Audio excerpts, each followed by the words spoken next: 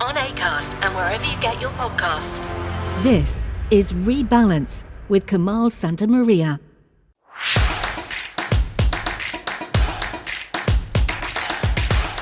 Hello everyone, welcome back to Rebalance. I am Kamal Santamaria and, I've got a slightly different podcast for you this week, which is bringing together some different content which we have here at The Balance. If you're a subscriber to our YouTube channel, and of course I hope you are, or if you look at the Balance.website, you will see the Viditorials, which I produce. 4 5-minute videos taking a current issue and just making sure you are aware of both sides of the story as it stands, and the facts behind it. God forbid the facts. And what I've discovered with them is that even though they are obviously visual things, they also work quite well on an audio level. So I'm going to bring you 2 of those this week. The second one is going back to what we had on the podcast. Oh, was it last week or was it the week before? I think it was the week before, when we talked about the terminology that gets used in the Middle East conflict and this idea of prisoner versus hostage. Not long after I did that podcast, I noticed there was a story that came out from the UK where the BBC actually apologised for saying prisoner, referring to an Israeli, and they said, we should have said Israeli hostage, and we apologise for that. And I went back through that whole issue and really looked at it and looked at the surrounding coverage and found that, you have a listen for yourself and see what you think about this idea of prisoner or hostage and how the terms could and should be used. That's the second part of this week's podcast. The first part is, and I'm guilty of doing what I said we should all be careful of, and that is, we should be limiting our Trump intake. It's just been really hard to ignore all the things which he says and does. Obviously, last week it was, hey, let's take over the Gaza Strip. Now it is this Gulf of Mexico, Gulf of America business, which I actually think is pretty minor, the idea of the name change. It's what's coming with it. It's the idea that if you don't say what the president wants you to say, i.e. Gulf of America, then you will be punished for it. And that is what we are seeing. So that is coming up right now, actually, and I called it, on the Viditorial side of things, I called it the Gulf of Amerexico. Because, hey, why not? We can just make up names now, can't we? Anyway, have a listen. Rebalance with Kamal Santamaria. A short time from now, we are going to be changing the name of the Gulf of Mexico to the Gulf of America, and we will... When he said it in his inauguration speech, it seemed fairly inconsequential. Some people thought it was funny. But then, of course, he went and did it. Executive Order 14172, restoring names that honour American greatness. And a few weeks later, on his way to the Super Bowl, he signed a proclamation declaring February 9, Gulf of America Day.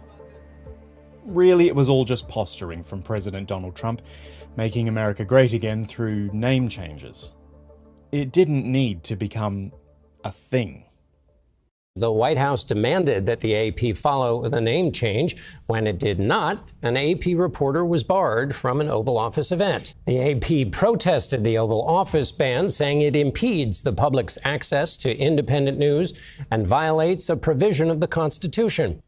And that provision would be the First Amendment, the right to free speech. Only the White House doesn't see it as free speech. If we feel that there are lies being pushed by outlets in this room, we are going to hold those lies accountable. Lies. Not an international media group sticking with a globally recognized name. Lies. With consequences. Whatever media you consume, whichever angle or agenda, that should worry you. That the US government openly expects the media to comply with the president's demands. That's not democratic. That's authoritarian.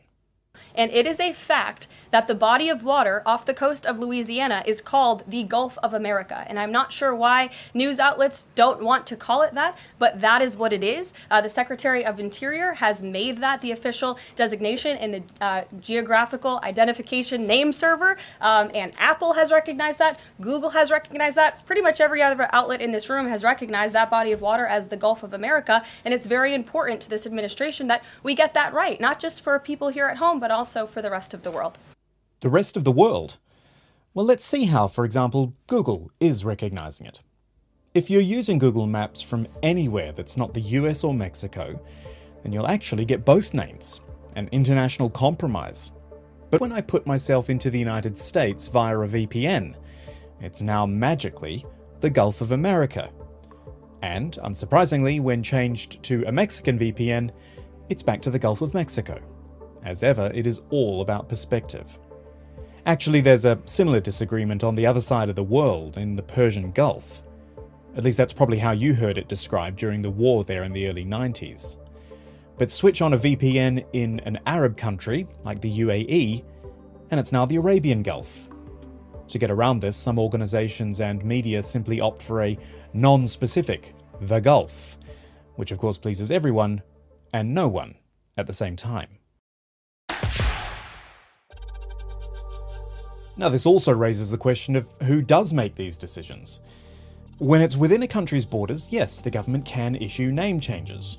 Trump also changed back the name of North America's highest mountain, Denali, to Mount McKinley, and actually the AP complied with that. Bodies of water, though, are not as clear because they don't always belong to countries. The closest thing we have to an official naming body is the International Hydrographic Organization, of which the US and Mexico are both members, as it happens, and its purely nautical-based decision is to call it Gulf of Mexico. What Trump's done, though, is political, and he's perfectly within his rights to do it. He just can't demand that other countries and organizations comply, because, for now at least, the United States of America is still a democracy. The Balance. Journalism without agenda.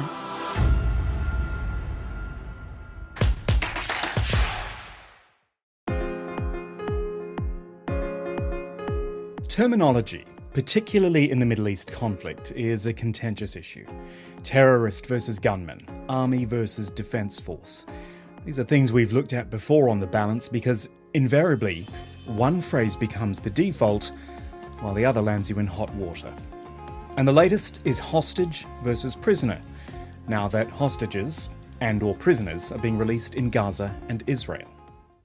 Confirmation in the last couple of hours. First from Hamas that 3 Israeli prisoners, all men this time, will be released tomorrow, and then we will see 90 Palestinian prisoners freed from Israeli jail. That's Nikki Schiller, BBC newsreader, reporting on the latest exchange of prisoners. And that is where he went wrong. And earlier today on BBC News, we reported on the release of the names of those 3 Israeli hostages who are due to be freed tomorrow.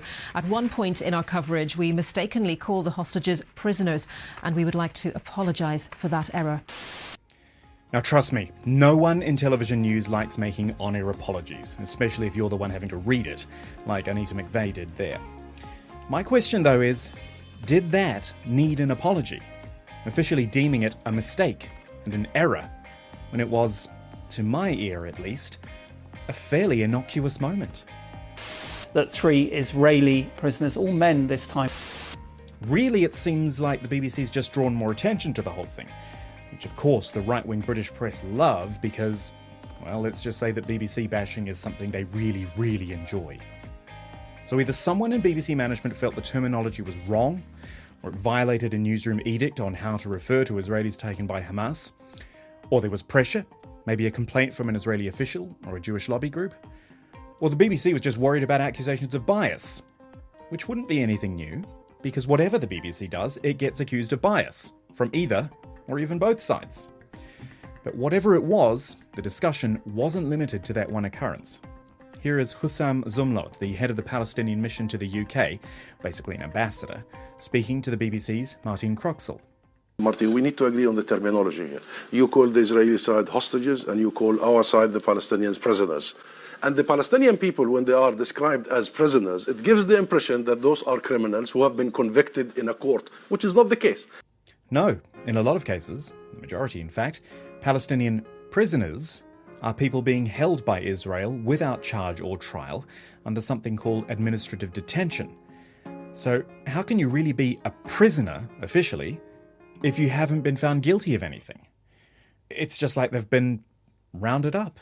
When a state, and it's Israel in this case, feels under threat from some people who don't even believe that that nation has a right to defend itself, isn't it understandable that they round people up when they feel threatened by those people? You know how many people they have It's a question. Look, I don't have a problem with Croxall putting across a different viewpoint and asking someone to consider it. That's the approach I believe in. It is challenging. But in this case, it sounded pretty apologetic, asking someone to understand the idea of their own people being, in her words, rounded up and then locked up without charge or trial. I don't claim to have all the answers here. In the news media, you are always going to offend someone. But you know, just call a spade a spade. The actions of Hamas on October 7, horrific. Israel's destruction of Gaza, also horrific. Hamas taking people captive for over 15 months, cruel and inhumane. Israel holding people in jail without charge or trial, also cruel and inhumane. Just call things what they are, instead of making these hard and fast rules which you can't always apply, but which you then feel you have to apologise for breaking. Things just aren't that black and white. Read, watch and listen online at the Balance.website. So there you go, a couple of Viditorials from The Balance in audio form. And of course, if you want the full experience, if you haven't seen them already, please do go to thebalance.website or check out our YouTube channel at The Balance Feed and have a look at the full video versions. I really enjoy putting them together, Google Maps and things like that, trying to give you the whole picture. So hope you enjoyed listening to those, hope you enjoy watching them as well, and I'll talk to you again next week. Rebalance is a production of the Balance.website and is brought to you by Acast. For more, visit shows.acast.com/rebalance.